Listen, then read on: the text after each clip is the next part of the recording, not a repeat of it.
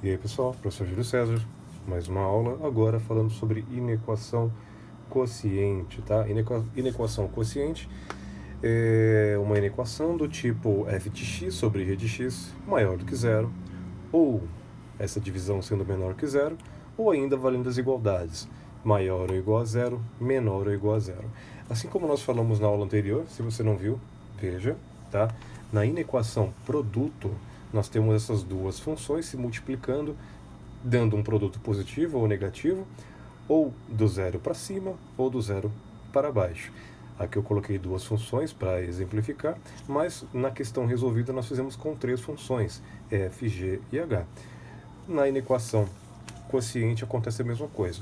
Um detalhe que eu gostaria de ter observado na aula passada e acabei deixando de lado é que como aqui ó, a gente fala que isso aqui tem que ser maior do que zero, nas representações eu coloco bolinhas abertas, tá? Ó. Bolinha aberta, aberta, aberta. Aqui também, ó, aberta, aberta e aberta. Se fosse maior ou igual a zero, eu colocaria bolinhas fechadas, porque eu poderia zerar tanto essa função quanto essa e também essa. O zero da função, o zero de cada função, faria parte do conjunto de solução.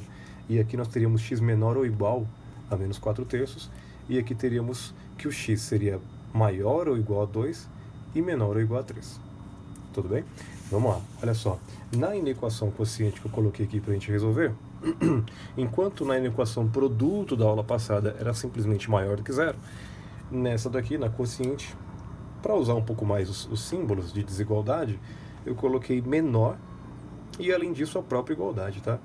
Vale a igualdade. Então, menor que zero ou igual a zero. Como que nós vamos proceder aqui? Repito, se você não viu a aula anterior, veja que ela vai te dar uma base muito boa para essa daqui. A primeira coisa a se fazer é descobrir onde cada uma dessas funções vai zerar. A primeira eu vou chamar de f, tá? Eu vou chamar de f. A segunda eu vou chamar de g. Função f. Vamos ver onde que ela vai zerar. Vou fazer aqui do lado, tá? Tá. Deixa eu só fazer um comentário que eu estava esquecendo. Como isso aqui é um denominador, a função de baixo, a função g, obrigatoriamente deve ser diferente de zero, tá? Tem que lembrar disso. Vamos fazer aqui, ó. A função f, 4x menos 3, onde que ela zera? Igual a zero e resolve essa equação de primeiro grau. Isso aqui, então, vai dar 3/4. Verificando, coloca 3/4 aqui no lugar do x. O 4 que multiplica simplifica com o 4 que divide. Vai ficar 3 menos 3, 0. Então, esse aqui é o zero da função. Está correto. A função g, aqui eu vou colocar um fzinho, só para indicar. A função g, que é de baixo, vai zerar em qual valor? Igual a zero e resolve essa equação. Vou colocar um gzinho aqui, só para indicar. Passe esse menos 10 e tal, isso aqui vai dar 2, é isso mesmo? Menos 2. Menos 2. Verificando, ó, coloca menos 2 aqui, multiplica por menos 5, vai dar 10, 10 menos 10, dá 0. Deu certo? Então o x realmente vale menos 2. Esse daqui é o zero da função g. Leitura de sinais. Vou fazer aqui um eixo das abscissas para a função f, outro para a função g. Eixo x. Aqui também. Essa função aqui, ó, função afim, ax mais b, o a é o coeficiente que multiplica o x. Quando o a é positivo, a função é crescente. Então, no nosso esboço, nós teremos algo assim. Já aqui, ó, o nosso a é negativo, função decrescente. O esboço fica assim. Acima do x é mais, tanto aqui quanto aqui. A diferença é que aqui o mais está à direita do cruzamento e aqui o mais está à esquerda do cruzamento. E abaixo do x é menos. Aqui é a esquerda, aqui é a direita. E o cruzamento em si, a função no cruzamento, a função não é nem positiva nem negativa. Ela é zero. Esse número é o zero da função. É o 3/4. Tá legal? 3/4. O zero da função, g, é o menos 2. Agora tem uma observação que é super importante. Esta inequação, quer que a divisão dê um número negativo, podendo dar zero também. Tá? Aqui, ó, menor ou igual a zero. Se pode zerar, eu posso então considerar zero da função no conjunto solução. O que isso quer dizer? Volta aqui para o que eu havia comentado. Aqui nenhuma podia zerar, porque eu não queria que o produto desse zero. Imagine se a primeira fosse zero. Se isso aqui desse zero. Zero vezes isso, independente dos valores aqui, daria zero. Mas aqui eu queria só maior do que zero. Então, bolinha aberta nos 3. Bolinha aberta nos 3 valores. Como aqui vale a igualdade, então eu posso incluir zero da função. Bolinha fechada.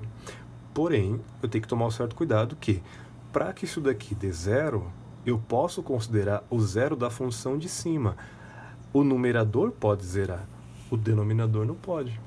Então, o 3/4 faz parte do conjunto solução, bolinha fechada? Sim, porque se o x for 3/4, ele vai zerar a função de cima, e o numerador pode ser zero, não tem problema. Agora, o menos 2, não. O menos 2 não pode ser considerado, porque se o x for menos 2, ele não zera a função de cima, mas zera de baixo. E a de baixo não pode ser zero, o denominador não pode ser zero. Então tem esse detalhe que a gente tem que estar atento. Tá legal? Então, tudo bem.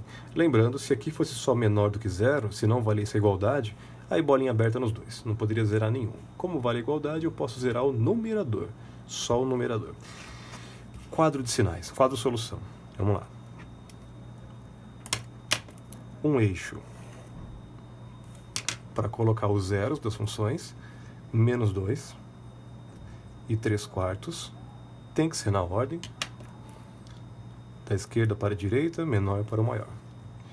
Mais um eixo. Tá, aqui eu coloquei x, mas eu me equivoquei. Aqui não tem x, não. É que eu me empolguei, tem x aqui, e aqui eu coloquei aqui também. Aqui não tem. Esse aqui é o espacinho da função f, a primeira. Vou colocar mais um eixo. E aqui é o espacinho da função g, a segunda. E mais um eixo.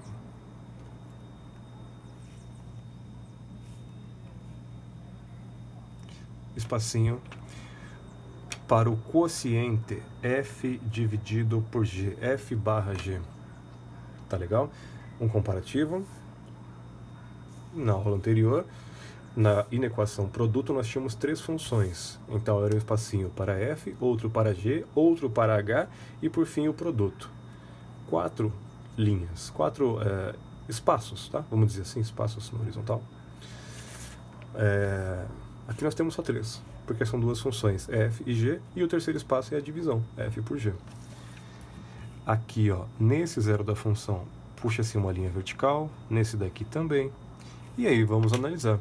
Na função f, a primeira, o que acontece para a função f, depois do zero da função, depois do 3/4, ela fica positiva. Então, na linha da f, a direita do 3/4, sinal de mais. E a esquerda, ao contrário, fica menos. Na função g, g ao contrário, depois do zero da função, ó, função g, número menos 2. Depois do menos 2, fica negativo. Então, antes é positivo. E agora a continha. Divisão de negativo por positivo, assim como na multiplicação, menos com mais. Isso aqui é menos. Menos com menos. Mais. Mais com menos. Menos. O nosso objetivo era encontrar valores de x. Vamos anotar aqui também no conjunto universo dos números reais. Ficou em cima da linha. Aqui, ó, no universo dos reais. Ou seja, o nosso objetivo é encontrar números reais que fazem com que esta continha aqui realmente seja negativa, ou zero. Vamos lá. 3/4, bolinha fechada. Ele faz parte do conjunto solução. Menos 2, bolinha aberta, não faz parte, de novo, porque se o x for menos 2, vai zerar o denominador, e o denominador não pode ser zero. Então, bolinha aberta, ele não faz parte. E como nós queremos que essa continha seja negativa, para que ela seja negativa, eu pego x do menos 2 para a esquerda. Tá? Esse desenho aqui.